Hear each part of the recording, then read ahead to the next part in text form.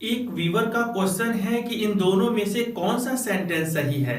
और यहाँ लिखा है which of you has gone, और दूसरा सेंटेंस है which of you have gone. यानी यहाँ ये पूछा जा रहा है कि इस तरह के सेंटेंसेस में जहां हम कहते हैं विच ऑफ यू के बाद एक सिंगुलर वर्ब आना चाहिए या एक प्लूरल वर्ब। तो अगर आप भी इस बात को लेकर कंफ्यूज हैं तो मैं आपको बता दूं ये दोनों सेंटेंसेस सही है। यानी विच ऑफ यू के बाद आप एक सिंगुलर वर्ब या प्लूरल वर्ब का इस्तेमाल कर सकते हैं, लेकिन उसका एक कंडीशन है। अगर आपका विच ऑफ यू कहने का सेंस सिंगुलर है तो वहां पर आप एक वचन वर्ब का इस्तेमाल करेंगे, लेकिन अगर आपका सेंस प्लूरल है यानी बहुवचन है तो वहां पर आप एक प्लूरल वर्ब का इस्तेमाल करेंगे, यानी एक बहुवचन वर्ब का इस्तेमाल करेंगे। जैसे मान लीजिए अगर आपके हिंदी के सेंटेंसेस ऐसे हो तुम में से कौन गया है, तो यहाँ आपका सेंस सिंगुलर है और आप कहेंगे which of you has gone.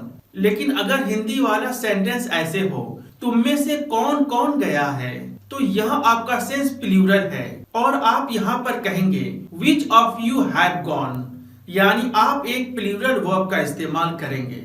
आइए एक एग्जाम्पल और देखते हैं ताकि आप इस बात को और आसानी से समझ सकें। अगर लिखा हो तुम में से कौन इसे किया है, तो इस सेंटेंस के लिए आप कहेंगे which of you has done this.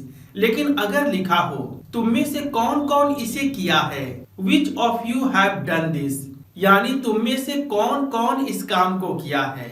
तो फ्रेंड्स, उम्मीद करता हूँ कि आपने बड़े शानदार तरीके से सीखा कि विच ऑफ यू के बाद आप सिंगुलर या प्लूरल दोनों में से कोई एक वर्ब का इस्तेमाल कर सकते हैं।